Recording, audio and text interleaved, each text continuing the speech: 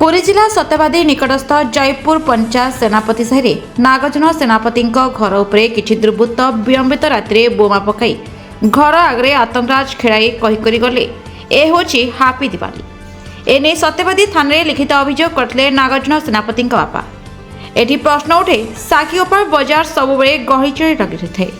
जदि दुर्बृत्त मानक एभली आतंकराज चलिबो ताहले आमे ग्राम रे पिला छुआ नै केमिति चलिबु। प्रशासन को अनुरोध तुरंत पदक्षेप नियंतु। सुन से नबी कौन होता है मु दुआर खोलि मो पुओ आई मु दुआर खोलि दुआर खोलना से मैंने ये नागा नागा डाकिली मुझे मो पुओ तो आसेनी आसेनी कहीकि कहला हाँ हाँ हापी दिवाली कही गोटे माइल कि माइला कौन बमटे पकड़े परा केतुटा पकई गोटे पकई तापर कौन कहले आपन हापी दिवाली कही परा गले हेरी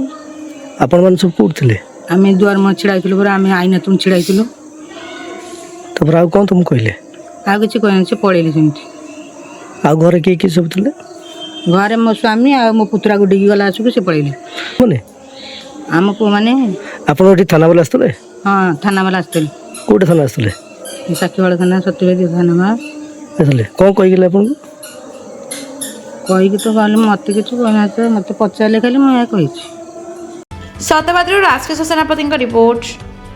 द रिपब्लिक ओडिशा 24 न्यूज।